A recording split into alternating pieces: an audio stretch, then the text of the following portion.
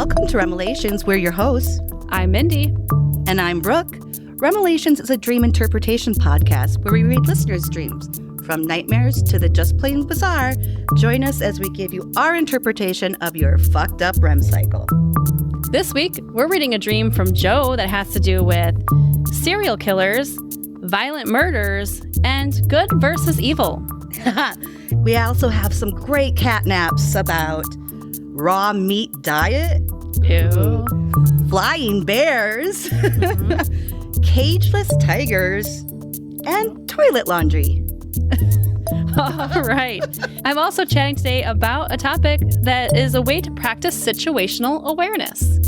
Ooh, thank you. This sounds like an incredible episode, so I know you want to stick around, Bestie, and let's get started. Woo! I liked your lean. Yeah, lean back. Was that Rockaware? Is that what that was? I don't know. Lean back. Oh, that song. Lean back. back. My hair is super poofy today. I don't know what's going on there. I like it. I had a braid yesterday, and I had. No, I like when you put it in a bun and let it curl, or a braid and let it curl. I like that. It's easy. It's so weird recording in the daylight. The last 2 episodes we've recorded while it's light out and before noon. I don't know. Before noon. Yeah, I don't know what to do myself. I know, it's so. I just weird. had my I'm energy like, wait a minute. drink. I just had breakfast. I know, it's like, what's going on? Everything's turned upside down. It is. How are you today, love? I'm super duper. How are you? Doing like good. Sun's shining, Yes. feeling nice. I'm sorry, I'm laughing because it just feels so weird. Good. Don't let me forget Beep boop. during Chit Beep Chat. boop. Huh? Okay. Beep boop, beep boop. I don't know. I'm just randomly making noises. I don't know. It's a weird day. Obviously, I can tell robot already. noises. Beep boop. Beep boop. Robot noises. Beep boop. What do you want me to remind you of? Oh, during Chit Chat, the fall. But actually, put trip. Actually, Trip? Mindy, trip again. Trip, trip, fall? Twice. There's trip, fall. Yeah, all Beep, in the same beep, week. boop. Okay, got it. 3 different incidences. Oh, my Lord. Oh, my. Oh, my. All indoors, too. How about that? You can't blame it on the ice that way. Not. All righty. Do you want to get started? It's a good day for dreams. Is it? Do you have some good ones? I do. I do as well. You I got think the it'll be first good. one? I do. So this is, as per my usual, a little different. It involves sleep stories, a dream, sleep paralysis. So let's just, well, Okay. actually, That's a lot to take in. sorry, I lied. Okay. So I have a catnap. Liar! Okay. So it's, a little bit of a dream story, but it's got the dream, and then there's stuff that happened after. So it's interesting one to dive into first. So Let's dive Joe. in. Let's swan dive in. whoo, stop looking at me, Swan. Splash. Okay, I'm ready. Mindy, what's in that Red Bull? It's Is no that a vodka. Red Bull It's and just, vodka? it's just a straight Red Bull. Just straight energy in a can. Okay. Well, you've got it. I can tell. No, I'm just kidding. No, it's funny because I woke up and I had a bit of a migraine, so it was like I took a migraine pill, but that even like that gives me a little bit of like a weird buzz. Yeah. Well, so you're watch out. feeling it. Watch out. Here we go. I'm ready. This is Joe, and Joe is J-O, so she's a she, her. Oh, yes. Okay. Okay. And she is from Edgerton. Okay. I was going through a fair bit of emotional trauma when I was 8. And this was a recurring nightmare I had almost every night for about 3 months, at which point my brother helped me beat it. So you know it's going to be interesting here. So in the dream, I was playing in the cul-de-sac outside our house with all the kids from the neighborhood. When my neighbor's older brother came charging down the street, he's here, he's coming. The man in the black hat is coming. Oh, no, not the black hat man. Hat man? I knew in the dream who the man in the black hat was. He was a serial killer who had been terrorizing the country. Anytime the police tried to stop him, He killed the police as well. He wore a black suit, had shiny black shoes, and wore a tall stovepipe black hat. He was randomly... Is it Abraham Lincoln? He's back! He's getting a vengeance for his own death. No. I guess. Why kill the cops, though? He's like, that's a good Or point. anyone else, I guess, for that matter, because He's seems just like angry. he's just going to... He's angry. He's angry. Maybe he wants more than one outfit to wear, and he's like, God damn it. I can't. Maybe he just wanted to see the end of that damn play. That is very true. He never got to. Never knew what happened. Never got that finale. Nope. So he would randomly choose a street and work his way down it, killing everyone in every house as he passed.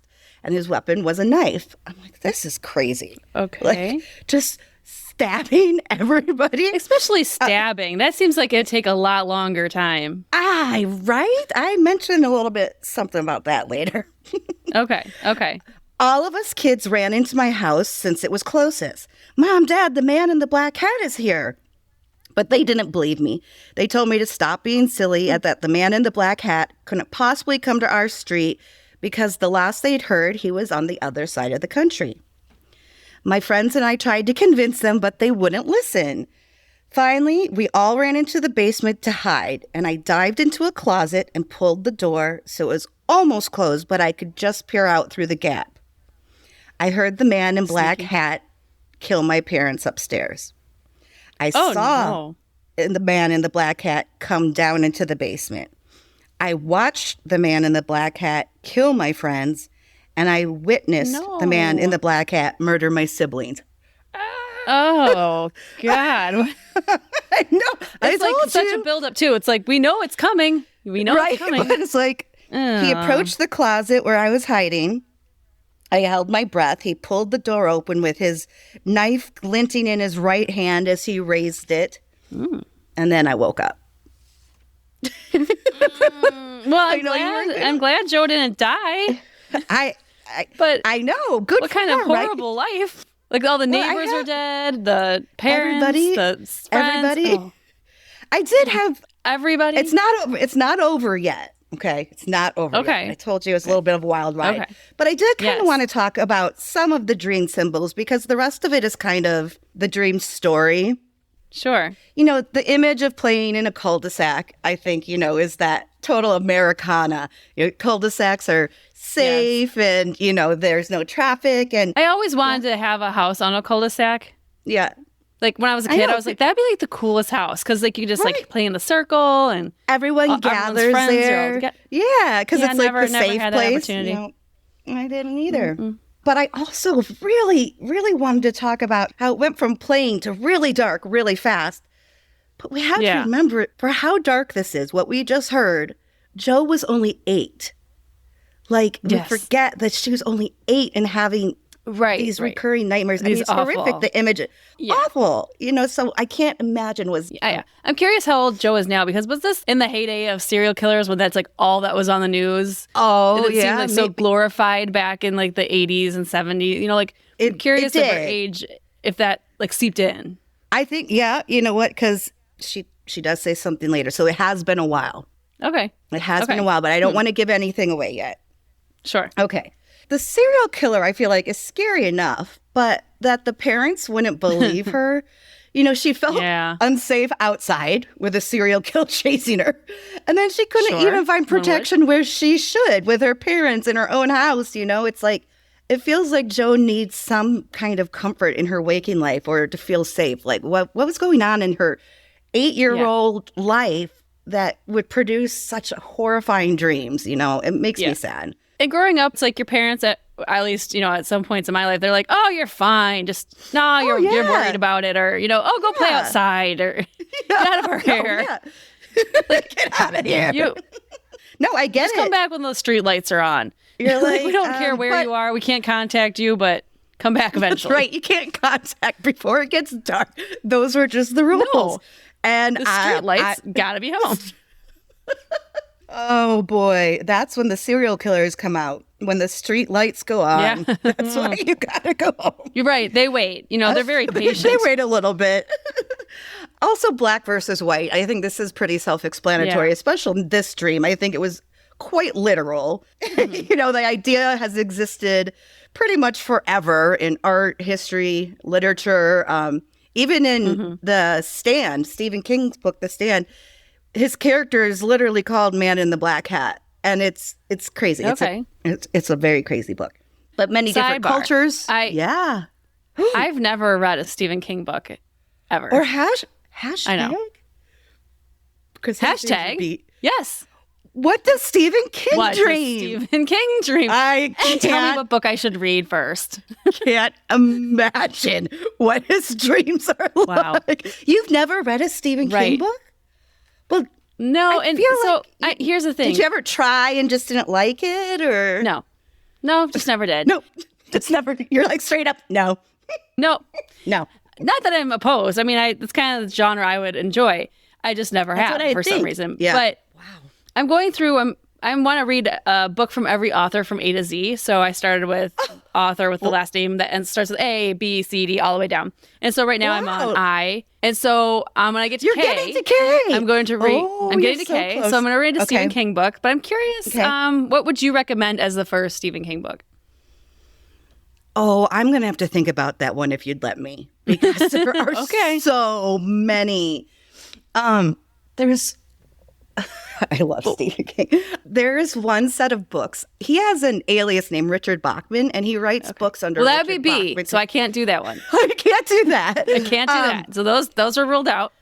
Okay. But he wrote one book as Stephen King and one book as Richard Bachman, but the stories intermingled and overlapped through both books. And even if you put the books together, their covers combined to make one kind of scene. It was just really interesting, but that's two books, so we can't do that.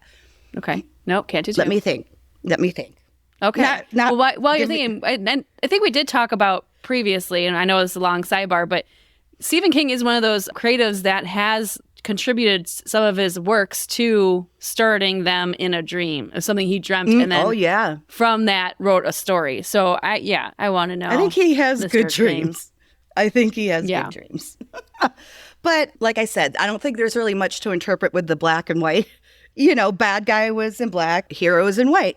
I do want to kind of go back to the dream story part now for a bit, because that's going to bring in some more details. So as we know, night after night, I had this nightmare. I always woke up shaking and sobbing and covered in sweat. Many months after the man in the black hat first appeared in my dreams, I happened to mention something about him to my little brother. My brother frowned and said, "Don't you know about the man in the white hat?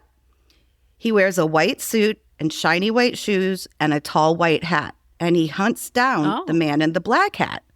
It's like, okay, interesting. This could be a book right here. Stephen King, did you write this dream? It's the sequel. It's the sequel to The Stand. Sorry, I was just having a side note. I keep thinking of Stephen King. I'm not going to talk about it, but I don't know if you remember in high school, I was reading, what was the name of the book, but it's like this big. And it was like, I'm like, how did I fit that in my book bag? Because I would read it during like study hall. 1,000 pounds. But, sure. 1,000 pounds. But anyway, okay. Well, that night I had the same nightmare as always. But this time, just as the man in the black hat raised his knife to kill me, there were footsteps above us.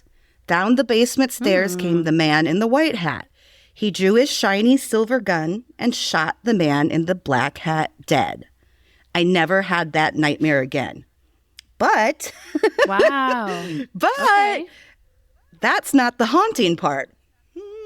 This is quite the story. I told you. Some 30 years later, my eldest son was 7.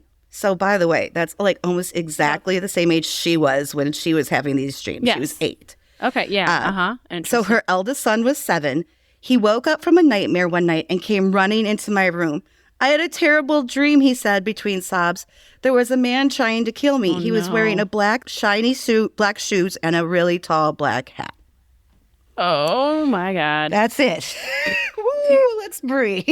Now I hope Joe turned around and did her son the favor that her little brother did and told her son about the guy in the white. Well, I bet that was like the first thing she did. She's like, think about him now and go to sleep right away and just kill him right now. Just get him. Right. Stop it. But yeah. I think it's interesting that Joe's little brother, so she was 8, her little brother must have been, at least a year or two younger than her. Yeah. He's the one that came up with the guy in the white hat. Like I can see that for an older brother trying to be like, oh no, there's a guy in a white hat. He's fine. And it's weird that it's reversed. Yeah. And I wonder if it was something he really, okay, so here's the last thing I thought I had about this dream. Real or myth, right? I mean, it's been the question behind so many supernatural things around the world and throughout time into this day. Like we talked about the Hat Man, Slender Man, so these questions remains, are these in dreams? Is it a myth or is it something real entering your dreams? So it's always, I don't know, the man in the black hat, the man in the white hat, not sure. Yeah. Have you ever seen the show Westworld? No, but I know you really liked it. The HBO show? Yeah, you watched it for quite a while. And the first season is often the good versus evil, the white versus the black hat man, and kind of that same idea, which is a great show if you guys are looking for something to binge. But how many seasons was it? 4. Another side note, maybe. Okay, you don't have to look it up. 4 or 5. It's okay. I see you reaching for your phone. I'm like, but as many dreams as I've had, I've never had a dream of a black hat man or slender man or any like entity, like shadow entity. That's never been in my dreams. Which just for some people they seem to attract it. Yeah. And some people, I think it just doesn't come. Yeah. Yeah. Well, you're strong. You're strong. They're like, we're not going to fuck with her. They know not to fuck with me. Please. I got a knife and a gun. I'm going to fuck you up. I don't care if it goes right through you. Don't you mess with my babies, my house, or my life. I'm going to kill you. Yeah, I would say the same thing. I'd be like, don't try. Don't even try. That was a really great dream, though, from Joe. Thank you. Thank you for sharing. Yes. Hey, Bestie, if you're enjoying this episode today because, I don't know, I've had a lot of caffeine and I'm having a great time, I would love for you to head on over to remelations.com/support. That's the link that'll take you to things like, submitting your dream or your dream story. You can order some really cool merch, which we've had some besties post on social. If you have some merch, post a picture. We'd love to see it. You can also see our behind the scenes. So every episode we record video so you can see our beautiful faces, see our outtakes, and have a lot of fun with us that way. So again, all you have to do is go to remelations.com/support and support our show. Thank you. Cat naps. It's time for cat naps. Same cat channels. Wait, what was it? What was the Batman? Same bat night, same bat channel. Time, same cat night, or same cat time, same cat channel. Yep. That's true. Every Thursday you get a dose of non-reality. Here we go. Okay. Let's hear it. So I'm going to start with this one from D, just D, from Ames, Oklahoma. Oh, okay. I dreamt that being a zombie was a new trend. Damn those TikTok trends, you know? Damn those. I had a dream that with the younger generation, it was a rapidly growing trend to go all in on a raw diet. Meaning they ate everything raw without cooking it. Meat, vegetables, more meat, sometimes even if it was alive. Oh no. It was pretty horrific, and it was just accepted? ? They would travel in groups, and the more hostile groups would attack people, and we just had to find a place to hide and wait them out. And then I woke up. Oh, God. Ooh. Damn these raw diets. No. Zers, whatever. Raw diet. Whatever Gen they are now. I get a raw diet, fine, but that doesn't mean meat and more meat and alive. Raw? I don't think it's like, I'll take a lamb shank and just chew Not on raw. it. Just cut it right off and bring it right to the table, dripping with blood. Burn all. God. Like, that's if you think about it, it's a horrible dream to have. God. I mean, just the visuals themselves is making me. I hope you didn't have breakfast. I can't. I also had a friend I don't know why he did this because he should know better, but sent me a picture or video of his cat eating a rabbit. And I'm like, why would you send that to me? He should know No. Right. So that's like because that just happened. So that's like what I'm picturing in my head as you're like eating live animals. Like, okay. I will say, did I tell you the story? Kingston got a rabbit recently. No, I don't want to hear it. Mark was on a walk and the rabbit had already been deceased. So he just happened to grab the legs part of it and then wouldn't let it go. And so the whole walk home, Mark's like, well, I'm not taking this out of his mouth because he's going to be aggressive, you know? It's like a lucky rabbit's foot, I guess. He thought it was. He was going to wear it around his necklace. But but he got home and I guess finally he let it go and Mark had to take care of it. I was like, you got to put that, I'm not taking care of that. I will clean up dog poo if I have to, but not touching raw rabbit foot. I'm not touching that. Oh, gross. Yeah, you got another one for us. I do. Well, this one has animals in it as well. Okay, hopefully this better. This is Matthew, and he's from Montreal. Okay. I was dreaming I was watching television and was old school documentary about flying bears, narrated by an old British guy. You know the flying bears. Who is the guy that did the lifestyles of the rich and famous? I just picture that voice. Yeah. What is his name? It is such a common name too. Or it's like it is. It's right there. It's right. I know it is right. Oh God! Don't put this in the show. Robin something, Leach, isn't it? Robin Leach. Robin Leach. Oh, we got it. We got to it together. Robin Leach. Teamwork makes the dream work. Dream. Yeah, so that's the... See? Ooh, teamwork makes the dream... Yeah, right. So I just picture his voice. Okay, that's fine. So speaking of that voice, Matthew, the dreamer, is giving quotes from this British guy. So I'll just say this is what the British guy is saying. Can you do it in the accent? Can you please? And as you can see... No, I can't. The great lumbering beasts climb the highest part of the tree where they start swaying. And right at the precise moment, they leap. Okay, that's all I can do. I loved it. I think that was great. I think I need a dialect coach. He says, picture like one of those flying squirrels. You know how they can jump from tree to tree. Yes. They're not actually flying, but they're like all spread out. So, but these are bears. Little squirrel scoots. Yeah, the little wing things, but these are bears. Yeah. So that's the image. Yeah. So terrifying. Bears leaping out of trees, over the forest, grasslands, mountains. So graceful. Okay. Now here's Robin.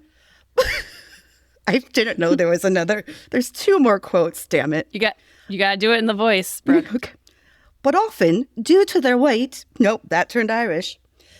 But often, due to their weight, they have wicked landings. As you can well imagine, there's nothing graceful about a flying bear landing. But luckily,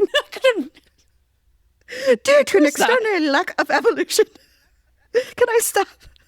They have a rather dense bone structure and a thick layer of padding and often recover with only a slight limp. I woke up laughing so hard, I had tears running down my face. Oh my God, yes. Yeah. That is an interesting dream. I don't think we've had one like that. Flying bears. I would like to see these flying bears.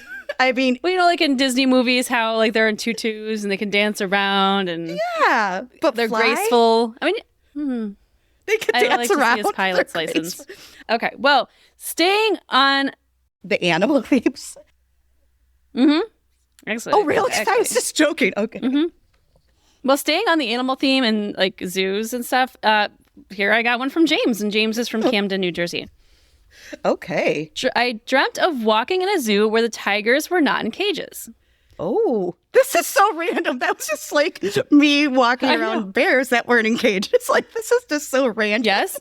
Children would approach the tigers for fun, and as if the tigers hissed and roared at them, they would scream and laugh and run away, like it was a game. I don't think the tigers think it's a game. Naturally, natural instincts. No. They're hungry. Mm-mm.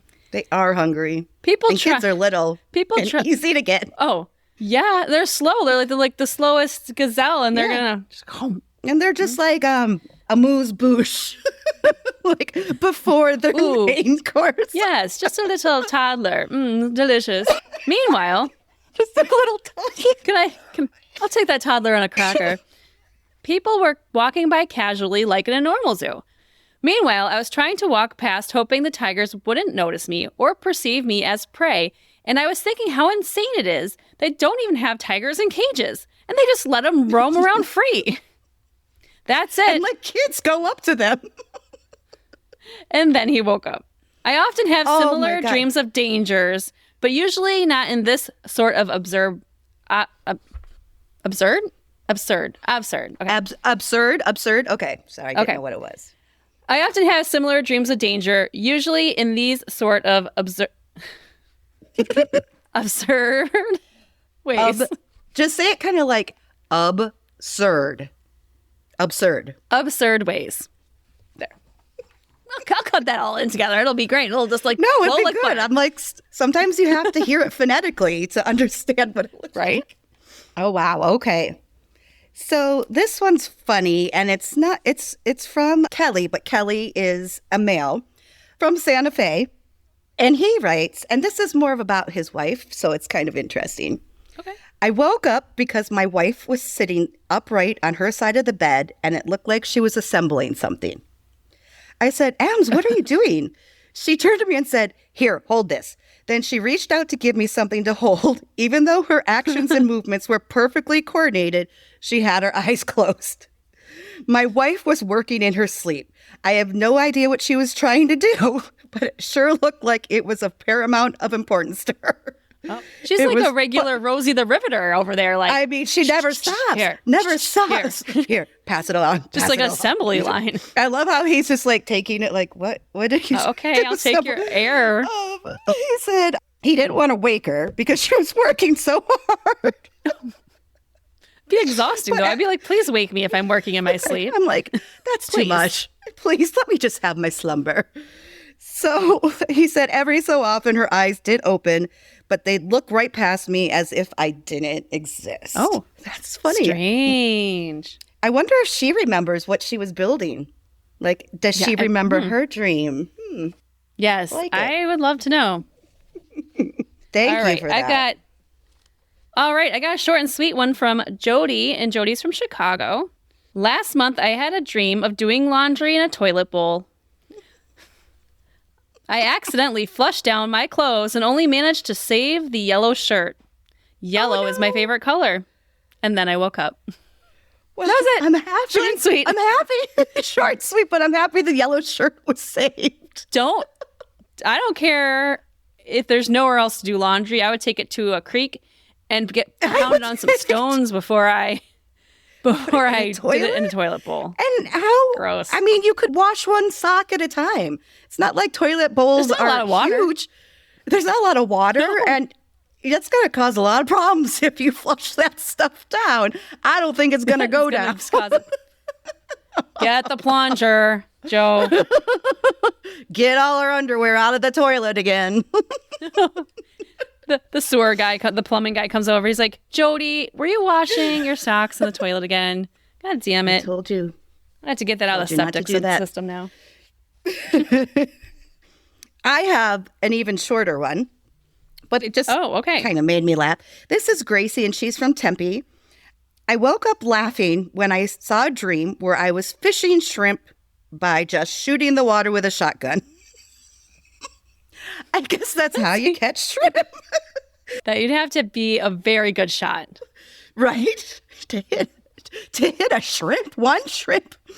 She says it's kind of funny now, but for some reason not nearly as hysterical as it was in the dream. That always seems to be the case, right? Where you think something is funny and you wake up and you're like, oh. No one else thinks it's funny, but I think it's funny. I think it's funny because the size of you have to have really tiny like BB gun pellet bullets because otherwise isn't just going to like completely destroy the shrimp. I feel like any kind of gun, even a BB gun, would destroy a shrimp. I don't think a shrimp can tartar. Take a bullet. No, shrimp. I don't think a shrimp could take a bullet. You're right. I don't think it could take a bullet of any kind. Nope. Agreed.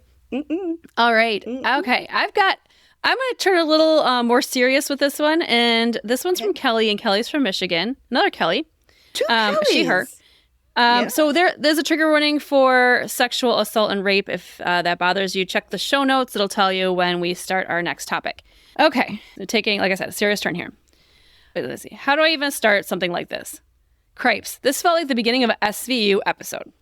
Oh, no. Well, at least isn't Christopher Maloney on that? At least is he on SVU? Yeah. Christopher Maloney? At least we got that going for us. I don't know. Yeah. They'll take care of it. Mm-hmm. So the stream starts at home, and although it was mostly a blur, my roommate was busy upstairs watching a movie with a well-dressed gym rat who tried to, well, we'll call him C for creep. Mm-hmm. Okay. I can think of another C word, too. And I was trying to stay out of the way, down in my space, doing whatever. I saw no problem. When the movie ends and my roommate and C part ways, C happened to find my room and knocked on it. When I opened it and found him, I had the thought that he was looking for the front door, so I started to help him find it. But he pushes me down and drags me to the bed by my hair. Oh, no. And I'm just going to take a second to say, these dreams exist. And so I think even though it's kind of a difficult dream to read and get through, I think it's important to read it because I've had dreams like this where I've been assaulted. And it's never happened to me, thank God, in real life. But it's something that people have, and it's kind of a traumatic dream that I think is good to talk through. It is. Oh, I was just going to say, you're absolutely right. And just knowing that there are other people out there that have these dreams. Yeah. And it is. Yeah. And talking through something is always a good way. Therapeutic. Mm-hmm. C sits on my bed, and as soon as I am thrown onto it, he starts to take his shoes off. He starts lying down. Now, I don't know what he expected me to do, so I tried to get off my bed to go tell my roommate that her date was invading my room and won't leave. But before I could get off my bed, C grabs me, starts ripping off my clothes down to nothing, and starts fondling me. Oh, God. And in that, he begins to take off his pants. I got out of his grasp and tried to cover myself with a blanket and get the hell out of my room. Before I could even get out of my bed, he grabs me again and rapes me. Oh. I scream.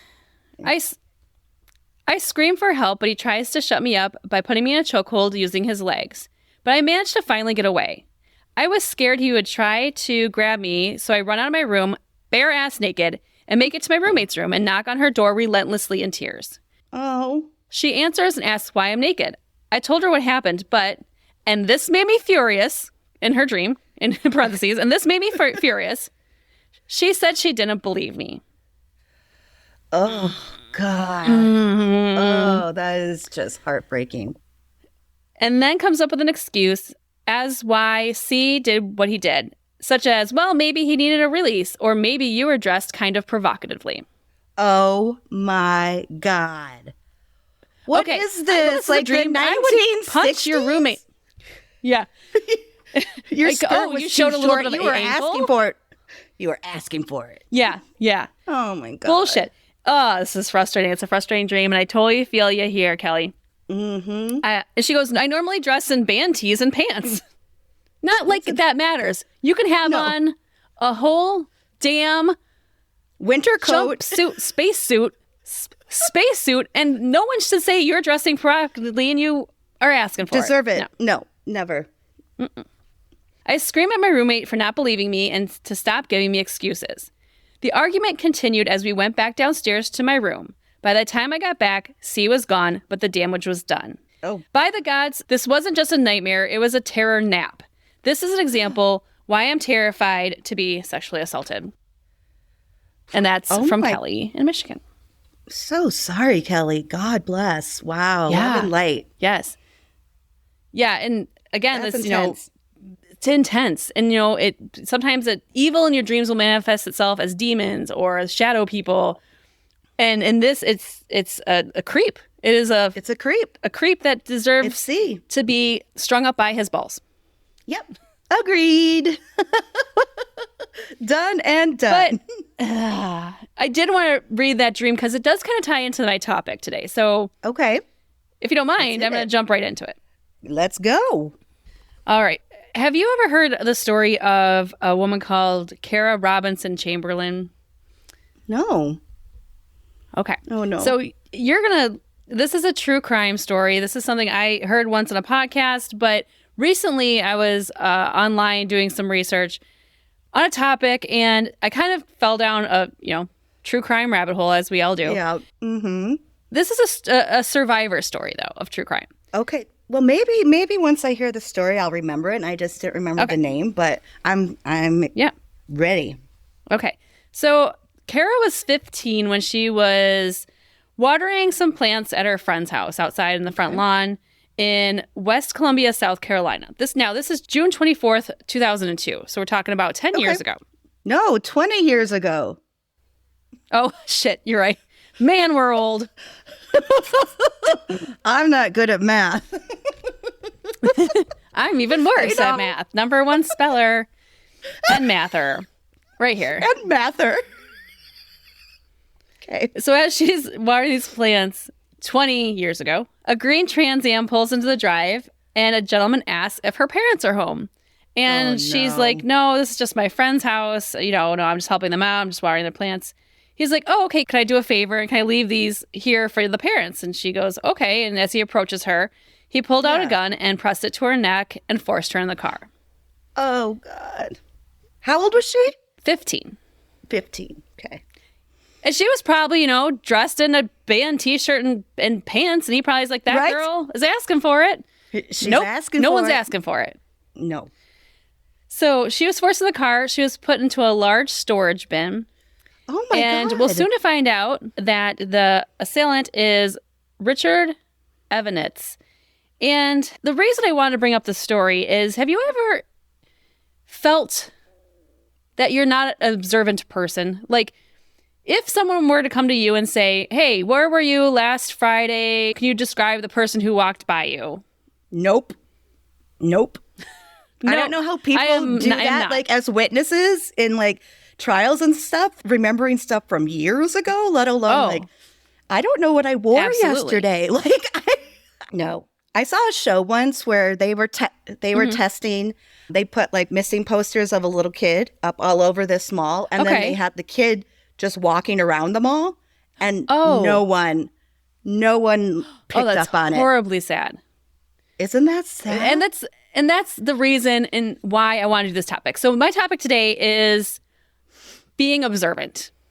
Being observant. Because how many times have we driven down the highway and we see like those over highway, signs that say, watch out for red truck that has a license plate, A, B, C, D. And then you're like, ooh, I can solve a crime. But on a day-to-day basis, how observant are we? Oh, shit. You're not going to give me a quiz, are you? No, I'm not going to give you a quiz, but maybe this will bring some things that will help you try to be more of an aware person. Because in true crime, and I'm a fan and you're a fan, we've talked about that on this podcast before, that we enjoy true crime stories, but it's those people who notice the little minutia things that can help solve a crime or notice human trafficking that can save a person. So today we're going to talk a little bit about how to be observant. Okay. Because, in our sleep, all the details we notice in dreams. This is an opportunity for us to be observant in our waking life. Ooh, that's how I'm going to tie it together. Yeah, how'd you like that? Okay. With a bow. Okay. Let me continue with Kara's survival story here. Okay. So when her abductor took her into his car and put her in the bin, this woman is amazing. At 15 years old, she knew to be observant.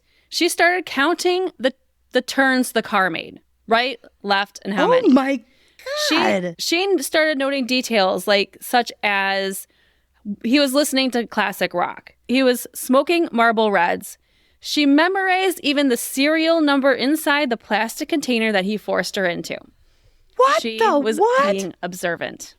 To say the least. And being observant is one of those things that had saved her. Now, here's a quote I found from Kara herself. "My survival mechanism is," she said, "all right, let's gather as much information as we can. Fear barely kicked in. The human will to survive and the survival mechanism really just can't be underestimated."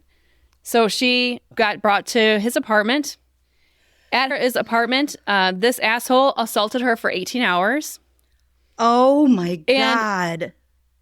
And during all of this, she's still observing as much as humanly possible to be able to, if she can escape, to pinpoint this and who this was, because she didn't want this to happen to anyone else. She's amazing. At one point, the story is incredible. At one point, in order to humanize herself to him, like they often say, to survive, sometimes it's good to humanize yourself to your captor. She offered to make him some food. She offered to sweep his kitchen, which he agreed to. And at that time, she was able to even memorize the numbers of his dentist and doctor that were posted on the refrigerator. Oh my, what kind of brain does she have? Is she a genius? These are a lot of numbers that she's memorizing. Man. My God. You know me. I would not be good at this. I don't think a normal person could remember all these details. No. I mean, but it is amazing what your will to survive will allow your body and your brain to do. That is very true. The sheriff that worked the case, Sheriff Leon Lott of Richland County, said, "Kara controlled her emotions to the point where she was able to make a plan. In the pre-dawn hours, after 18 hours again of assault and being kidnapped, she was able to free one hand from her handcuffs as her captor was dozing off, unzipped a leg restraint, and tiptoed to the door and started to run." Good. Run. As soon as her captor found she had left, he bolted. Gone. Oh. See you later. Sayonara. By the time Kara made it to some people who were able to call 911, she knew exactly who this person was. She memorized where his house was. Everything that she had stored in her memory bank helped the police find the house where she was held captive in. Wow. Once they got to his house, he was gone. The cops did not find him, but they did find newspaper clippings of 3 other missing girls. Oh. Sophia Silva, Katie and Kristen Lisk, who were also sisters. And they had all gone missing from this area, Villia County in Virginia, about 5 years before Kara had gone missing. So they knew they had a serial killer on their hands. Wow. A high-speed chase ensued once they had located him in Florida. And before the cops could get to his car, he unalived himself before being brought into custody. Oh, boy. Whew. So if it wasn't for Kara, these girls' murders probably would have never been solved. And she is an advocate now for women of sexual assault and violence and abduction. She did plenty of interviews after this and was even highlighted in a Lifetime movie, which she helped create to share her experience. Wow. But one of the things she did mention was being aware, being observant, and really not being in that situation in the first place, if possible. Right. And if you are put into a situation like that, how to keep calm, make a plan, and escape. Gosh. You're right. Yeah. What an amazing story. Wow. It is, it's really hard to talk about stuff like that. And bringing awareness, like if she hadn't even caught him or if he had killed her, he would have kept going, So like her bringing it up, like you said, brings awareness to other things that could help other people. Yep, absolutely. And I'm going to put all the links in the show notes. There was an NBC News interview with her, lots of articles. I'm going to put that on the show notes if you want to check it out. Hers is an incredible story, and I just really touched on the tip of the iceberg on this one. So you're just combining it. I'm just on the tipper I'm just on the tipper. So if you want to check that out, the links will be in the show notes. Real quick, to go back to being observant, you're asked several times a day to be observant about things. And I talked about kind of the over-the-highway signs, right? Pay attention for this endangered person. Bartenders take classes to spot someone who's intoxicated. Gas station attendants are often at times, especially on busy highways, at times are required to take classes to spot human trafficking. So I know when I was traveling with my kids, we went into a gas station and the gas station. The key was, behind, it was a really kind of shady area. The key was behind the counter. They were like, I could tell like being really observant in who I was and my children to see if I was someone who was trafficking. Like, you're their mom or not. Wow. Yes. Yeah. How are the children acting around you? Is there certain... Yes. Yeah. Oh, for sure. And especially like, I feel like with women, I feel like women are often trusted more than like, say there was a guy in there with your 4 daughters that would like, set off alarm bells more than you with your 4 daughters. They just think, but the fact that they're thinking above that, everybody could be a threat. Yeah. And everyone can prevent or solve a crime if you just are observant in your surroundings. Even in our neighborhood, we have neighborhood watch signs.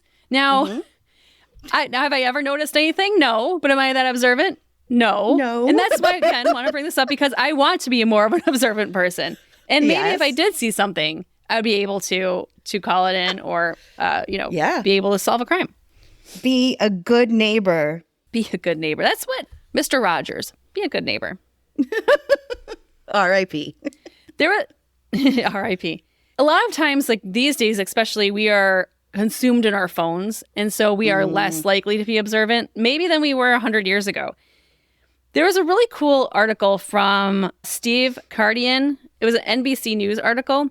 And it starts with, it only takes 7 seconds for a criminal to select their next victim. And I'm like, oh, okay, that sounds interesting and terrifying. What's that mean? Can I just jump in here for a second? Yes.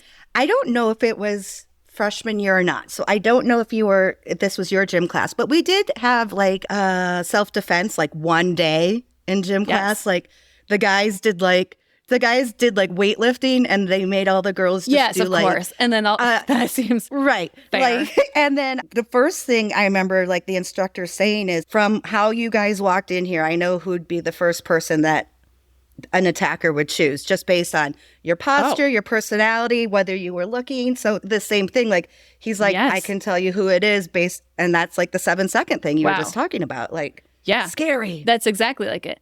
First of all, it's crazy that you remember that detail from freshman gym class. I don't know how I remember it. I don't remember that. I think maybe I'm sure you're right. scared the shit out of me. And it actually did help me one time when I was living in Oak Park. A guy was following me down the street at night, and he kept talking to me. He was like kind of like a block, like half a block behind me, but I know it was too close. And he just kept talking to me. It was very late at night. And I did remember that he was smoking a cigarette. That's not enough detail. But I do remember saying, how are you tonight? Trying to be really polite. I'm like, did you do anything fun? What are you out doing? I'm like, oh, yeah, I just came from a friend's house. It was great, blah, blah, blah. I remember just trying to make chit chat with him until I could run into my door. My super large cop boyfriend is like right here. He's excited. He made me dinner. Can't wait to see him. Yeah, right. He might want to meet you. Yeah, hey, you want to come over? It was terrifying. I just tried to use politeness. Because I feel like if I take it off, he would have caught me. I wouldn't have been able to outrun him or anything like that. So, sidebar. But the whole 7 seconds, no, you're totally cool. The 7-second thing, I think, is interesting how you said that memory of him pointing out who was vulnerable. Because in 1981, there was a sociologist, actually 2 sociologists, Betty Grayson and Morris Stein, that conducted a now famous study that cast light on how criminals pick their targets. So what they did is they set up a video camera on a busy New York sidewalk and taped people walking by for like 3 days, like for a couple hours each day. Yeah. And the tape was later shown to inmates at a large prison nearby. And these inmates were incarcerated for violent offenses such as armed robbery, rape, and murder. So they showed it to like the worst of the worst guys. And they said, who would you pick off? Who's your target? Now, they were instructed to rate these pedestrians on a scale from 1 to 10, being 1, a very easy ripoff, or 10 would avoid this person. Yeah. There was a consensus about who would be easy to overpower and control, and every inmate chose the exact same person. No. Yeah. Wow. Yeah. Yeah. And they said, crazy. Their choices were not based solely on gender, age, race. It was more on the demeanor of the person as they walked, their basic movements, such as the length of their stride, how they moved their feet, the way they shifted their body weight, and all of these things came into play when they were looking for who was a vulnerable target. Wow. That's crazy. Fascinating, but crazy. Yeah. All right, Bestie. So what I want to do now is go through 7 tips on not to be a victim. What can you do to not be a victim? Okay. Got it. The first one's be mindful. Practice being in the moment. Always be conscious of your surroundings and be fully engaged in what you're doing. So notice things that you smell, you hear, everything you see around you allows you to react a lot quicker. 2 is notice your environment. Look at everything every day as if it was a new scene. So you walk out of your house, you've walked out of your house 1,000 times. You probably don't pay attention to what neighbor cars are parked on your street today. But a slight change in the norm can trigger something that will make you remember it later if you need to. Oh, yeah. Even if you're in an environment, notice where things are, like the exit. Now, Mark's good with this. He is naturally one of those people that I know the exit's here, here, and here, where I am not, and I'm trying to work on that. But it's good. If there was a fire, if there was a shooting or something you need to exit, it's always a good practice. It is. Because you think, I'm just going to dinner, You're not, paying attention, thinking you're going to get shot at or something, There's... No. But even, you just got to listen to those flight attendants. It works on the ground, too. just listen to it. Does. And who really listens to it in the air? I mean, most people have their headphones on for that announcement anyways. True. So, Bestie, our practice this week is to be more situationally aware. And other things like where are the fire extinguishers, where are the first aid kits, things like that when you walk in a room. So, again, it's all in a practice. And the more you do this, the more it'll become second nature to you. Number 3 is to watch the people around you. So you probably see the same people every day. I drive practically 1 or 2 routes to get the kids to school. It's the same buses stopping at the same time. It's the same cars I pass. It is really crazy if you start to pay attention how regular people's schedules are. Yeah, it's true. It's true because I can see my neighbor. I leave at 5:30. They leave at 5:25. Right. I notice these patterns, right? Yeah, this is so good. And so if you start to recognize things that are patterns, it's easy for you to see things that aren't patterns when something is off. There you go. And with people watching, they don't recommend you stare at people, but one of the things, don't stare, it's impolite. But are you a murderer?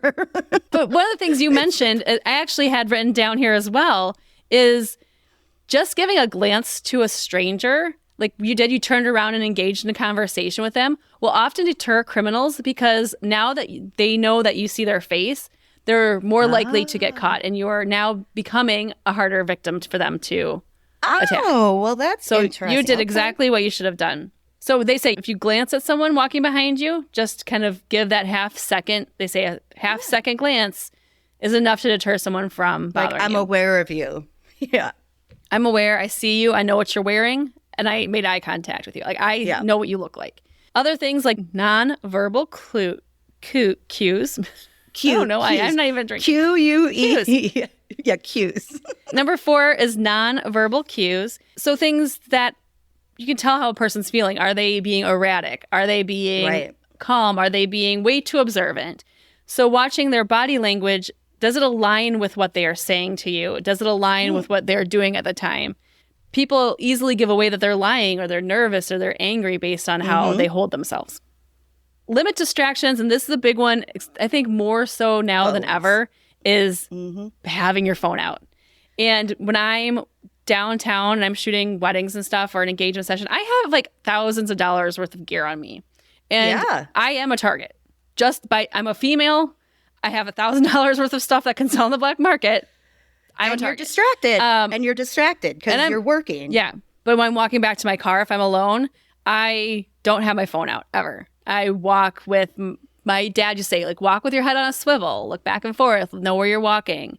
I don't walk in dark places. I always I park on main streets and I walk on main streets. So I'm not walking down alleyways or anything that would be dimly lit. Criminals are looking for people who are not paying attention 100%. And they're looking for people who are not confident. So the more you shrug your shoulders and look down, or the more that you're distracted by your headphones or your phone, you're an easier target. And I like this, that in that article I read, they said, just like a gazelle or a zebra, don't be the slowest one in the pack. Right? You just got to be one other person. Sorry, you just got to be one other person. It's true. No, but even when I'm walking downtown, I will never walk by myself. I always speed up to be in a pack of people. I do that too. So I'm not kind of that straggler. Yeah. I do that too. Yeah. And I don't have a problem starting with conversation with people either. Just because they're like wondering why I'm walking a little closer. I was like, just say, hey, like I've even told people, I'm like, I'm just walking to the parking garage. Can I walk with you guys? Like I've even straight up asked. So it's okay. Yeah. Nothing wrong with that. Absolutely. And I think, again, just being not in a lone situation, don't be that lone person walking is always important. And now that my kids are getting to the age where they want to go downtown, they're older teenagers, they want to go downtown because it's cool. Yeah. I have no problem with them doing it, but I specifically tell them every time, these are the things that you need to do. You're not going to be on your phone. You're going to walk in groups. You're going to park somewhere well lit. It's like, it's sad that we had to teach our kids that, but it's also, it's necessary. Important. Yeah. Very necessary. Yeah. Number 6, I think, is one of the best, and that's trust your gut. Trust your gut. It seems like so not real, like, oh, really? Your gut's going to tell you if a person's good or bad? It does. But there is truth to it. It does. I think there's a lot of truth to that. I'm not joking. Yes. Like, I experienced it many times. Yeah. Listen to your instincts. If you feel uneasy about someone or some place, remove yourself from the danger. We are basic animals when it comes down to it, and we have animal instincts as well. So that is our animal instinct telling us something's not right, and our basic human nature is to self-preserve and to stay alive. So it's either fight or flight, right? It's like it's telling you something's not right. Yep. And there's, even if there's no danger, it's like, it's good practice to be like, I trust that instinct. I trust that intuition. And finally, taking a self-defense class. Yeah. So, Brooke, I think you and I should sign up for a self-defense class. I did check out Rockford.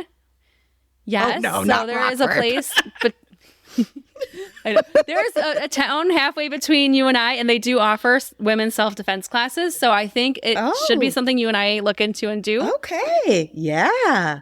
That could be something we can release too on Sleepover Squad. Yes.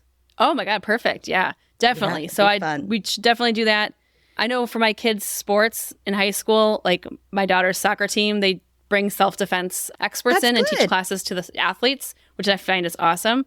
But, for you and I, it's been a long time. And I've never been an athlete, so I need someone that works with non-athletes. In conclusion, the things you need to do are be observant, be suspicious of everyone around you, and trust your gut, and go take some self-defense classes. Yeah. Can't hurt, right? Unless I guess it could hurt. Can't hurt. You could hurt yourself. It could hurt the person that it could hurt the person. Assaulting. Haven't you ever wanted to kick someone in one of those suits?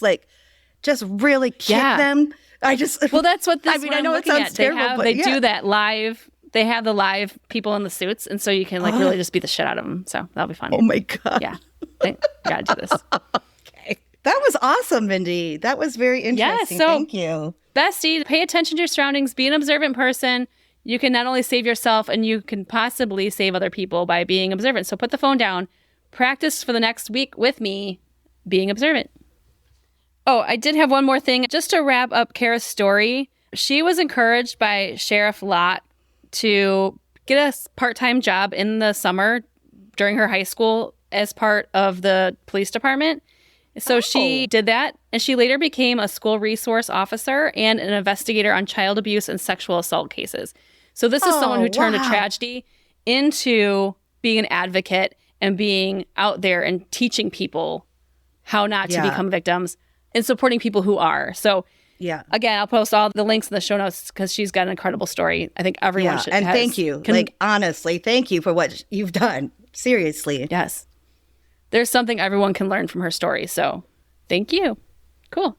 Bestie, if you have a story, speaking of all of this, self-defense classes, trusting your gut, if you have a story, we would love to hear it. When is a time that you trusted your gut instinct and what happened? Because I think we have this idea for a new segment.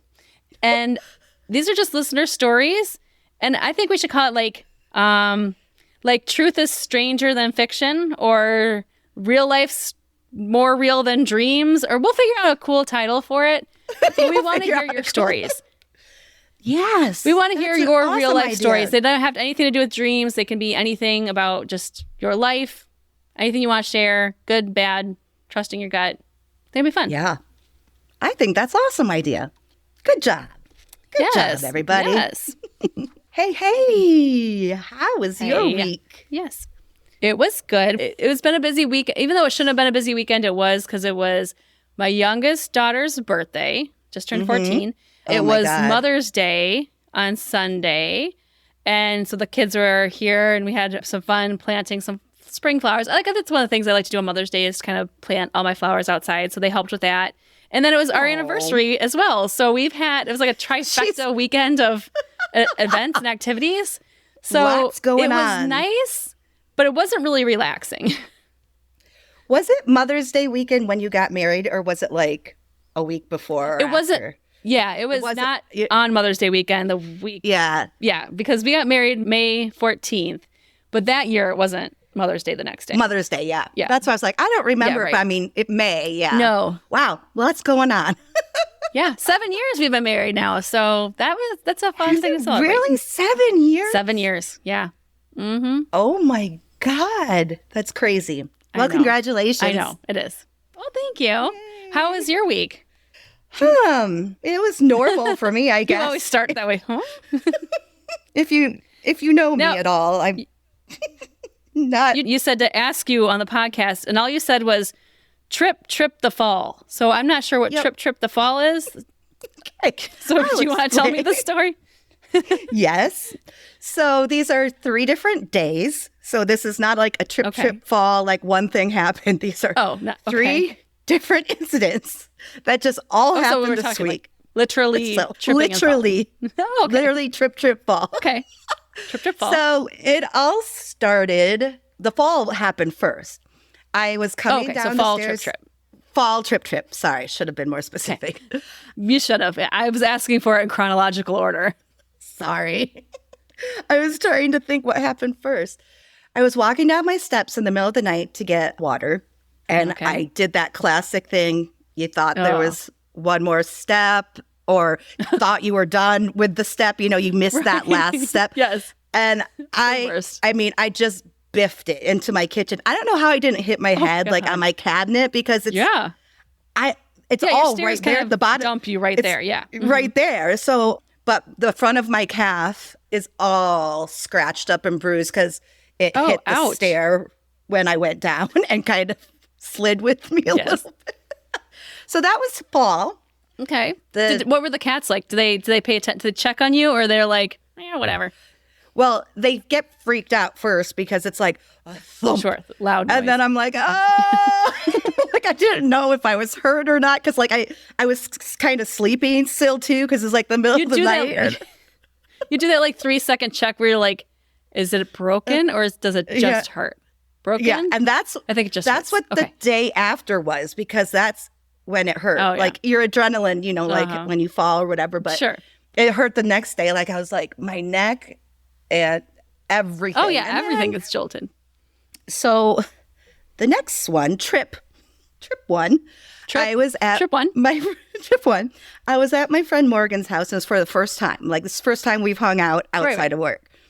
And she was giving me a tour of her house, and she's got one of those old houses that has like a stone basement, you know, nothing, the basement's not done. Oh. And then those stairs that are like 90 degrees creaky, pretty much. Like this is where you would like hide a body type cellar. Yes. Yeah, so they're going to redo it and make it awesome. But right now it's just, you know, the steps are just so steep. And so at least this time I was walking up the steps. Oh, wow. And I got to the last step again. And then not only did I trip into her kitchen coming up, I also knocked down their dog gate as I was doing it, because they have a dog gate going into to the basement. Nice. Yeah. So, okay. And then trip number 3. Trip number 3. Yeah, there's probably another one. Trip 2. I know there's not another one. I'm cursing myself. Also, middle of the night. This time, just got up. I didn't leave my room. Well, I went to go to the bathroom. I somehow tripped and head first into my nightstand. Oh, God. Like here, and my nose was bleeding. Oh, my God. I had such a headache the next day, and I was like, because I kind of thought I had dreamt that one. Like, because again, it was the middle of the night and nothing, like, right. I just thought, how could I possibly not be hurt if I fall headfirst into a nightstand? Sure. Like, and I didn't turn on the lights. I didn't realize my nose was bleeding. I was just, again, dazed. And you like wake up, you're like, my head hurts and there's blood everywhere. What? And I'm like, am I concussed? Because I was a little confused for a little bit. Brett's like, you just got your bell rung. I'm like, yeah, I figured that, but my God. What? I'm not even going to go on. Yeah, so fall trip. You know what? Maybe it's like equilibrium thing. Well, it was a full moon recently. I wonder if there's some sort of planet alignedness that is causing you to be off. Maybe? No? Just Brooke's clumsiness? I'm just not a very graceful person. I do not have great, I should say I do trip a lot. Yeah. I'm glad you weren't hurt, though. Like, you weren't majorly permanently injured. So that's the bright side. I really am surprised, though, about my fall down my stairs into my kitchen and my nightstand, because I mean, I hit my head on the one, but like the kitchen, I just don't know how I didn't miss the corner of those cabinets. Like, oh God, that would have been so painful. Oh God. You survived. And yay. And that, I think hopefully you got it all out of your system for a while. Yes. Let's give me like a year. Can we have a year, please? Yeah. Let's do that. Yeah. Yeah. Okay. Thanks. Oh, fine. All right. Well, you're just wrap yourself in bubble wrap and you'll be good. Yep. And I think that wraps up another wrap yourself up. And that wraps up another episode, Bestie. Zing. Bestie, we need you to do us one favor if you enjoyed this show, or if you want to save Brooke's life. Tell one person about the show. You can tell your best friend. You can tell your white hat hero. You can tell that Gen Zer who loves raw food about the podcast. Or you can tell your favorite zoo worker, as long as there's cages around all the animals, because otherwise I wouldn't want to go to that zoo at all. Nope. No. Just tell one person about the show. That's the best way you can support us, is get the word out. And we appreciate when you do that. So thank you very much. Gracias. Thank you so much, Joe. That was a crazy dream. And all of our catnap submissions took us on a wild ride this weekend. It was fun. It was fun. All right, Bestie, we hope you had the best week ever. We hope you didn't trip and you got a lot of relaxation in. Be careful where you walk. Be observant. And until next week, Bestie, sweet dreams, bitches. Okay. Now we got it.